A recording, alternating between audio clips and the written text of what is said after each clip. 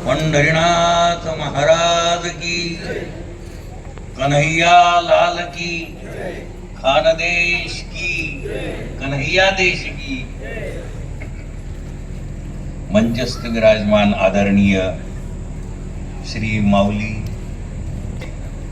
ज्ञात अज्ञात सर्वजण, आदरणीय प्रातस्मरणीय वंदनीय आणि समादरणीय आपण सर्वजण बंधू आणि भगिनींनो, खरोखरच मला त्या याची आठवण आली. आता अयोध्येला तिथे माझ्या हाताने आरती केली त्यावेळेस रामदादा आपल्या याच्यात मग ते तिथं सगळे VIP लोकांना बसवतात आणि आरती एखाद्याच्या हाताने करून घेतात. मी रांगेत होतो तर मला तिथले ते यादवजीनं बोलावलं, बसवलं व्यवस्थापकानं आत. 12-1 पर्यंत रांगेत दर्शन होतं, नंतर आरती होती. ती आरती झाल्यानंतर माझ्या हाताने तिथे एक दिदी आली, आता ज्या दिदीचा सत्कार झाला अशी दिदी आली आणि ती दिदी मला म्हणाली, हा VIP है क्या? मैं म्हणलो दीदी VIP नहीं, मैं एक अनपढ़ आदमी है.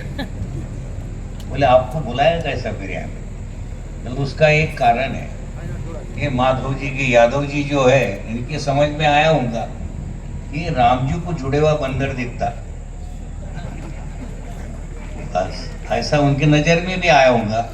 तो करके उन्होंने मुझे बुलाया, ये बंदर आ अंदर. तो मैं दौड़ते दौड़ते आए. मेरे पास कोई सर्टिफिकेट नहीं, this is two certificate at top. आणि मी नेहमी ईश्वराला म्हणतो, मला भांबवलेल्या प्राण्याचा मालक केल्यापेक्षा संत कुत्रा, कारण त्याच्यामध्ये जो आनंद आहे तो कशातच आनंद. समर्थाचे घरचे श्वानंद त्याशी सर्वही देती मान. एखाद्या मंत्र्याचा जर पुत्र आला तर लोक म्हणते दगड मारू नका, मंत्र्याचा पुत्र आहे. पण मंत्री आज आहे उद्या नाही, राष्ट्रपती आज आहे उद्या, विश्वपती आज आहे उद्या नाही. लक्षात आलं? विश्वाला धारण करणारा सदैव आहे. त्या विश्वपतीचा आणि आपला अटूट संबंध आहे, हे यात कळून घ्यायचं. खरं म्हणजे माझ्यासारख्या सामान्य माणसाला पुरस्कार देऊन तुम्ही एक काम केलं की इथून पुढे नीट वागायचं आणि नीट काम करीत राहायचं. आणि पाठीवर प्रेमानं हात सुद्धा थापटलेला आहे. जाता जाता मला एक सांगायचं की आमच्या 4-5 जणांचाच पुरस्कार झाला नाही.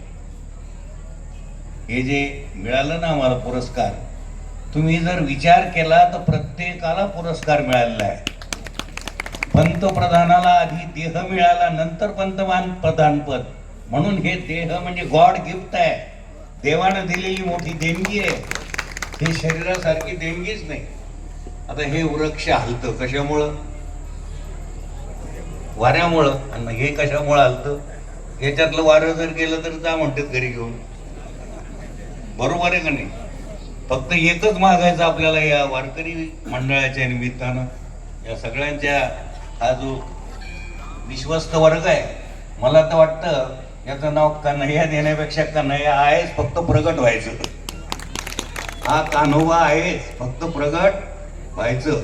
या विश्वस्त मंडळीच्या यानं मी असा विचार करायचो की आपल्याला पुरस्काराकरता काही कार्य करायचं नाही, कार्य करीत राहायचं.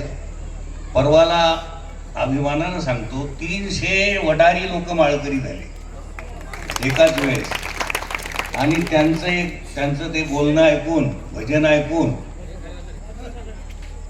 जे भागवतजी आहे सरसंघचालक, त्यांच्या डोळ्यातून पाणी आलं. त्या वडाऱ्यांना अभंग म्हणला, त्यांच्या डोळ्यातून पाणी आलं. ते वडारे मला नेहमी म्हणायचे, का रे महाराज, बामनाथ महाराज आहे, कुंभारात महाराज आहे, सगळ्यात महाराज आहे, आमच्यात महाराजच नाही. म्हणलं होईल तोपर्यंत मला वेडावाकडा महाराज समजा. ते तुला काय समजायचं? मिळालं मी पण दगडच फोडतो, पण तो ठिकाणावर राहायला पाहिजे. सटकला तर मी काय करू त्याला? मी दगडच फोडायचं काम करतो. म्हणून मी महावट रे म्हणलं. विषय आपला असा चालला की ईश्वर कृपेनं इथला जो सोहळा पाहून मला वाटतं कान्होबा नाव ठेवणं ते आता होत राहील प्रोसिजरनं, पण कान्होबाच प्रगटला आहे अनंत रूपानं. आणि ते कोणता कान्होबा आहे? अशी जी ऑपनिंग ऑफ दी थर्ड दृष्टी आहे ती आपल्यात वार आहे तोपर्यंतच कळून घेता येईल. 2 व्हीलरचं जर हवा गेली तर भरून आणता हे ते 4 व्हीलरची हवा गेली तर भरून आणता, याच्यातली जर हवा गेली तर किती पैसे दिले म्हणजे भरले जातील? डॉक्टरकडे तशी योजना आहे का? आणि ते वारं सध्या तुमच्या जवळ आहे.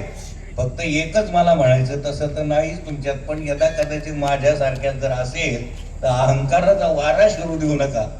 आणि देवाला हेच म्हणायचं, अहंकाराचा वारा नलगोरा जसा माझ्या विष्णुदासा भाविकाशी पंढरीनाथ महाराज. हॅलो.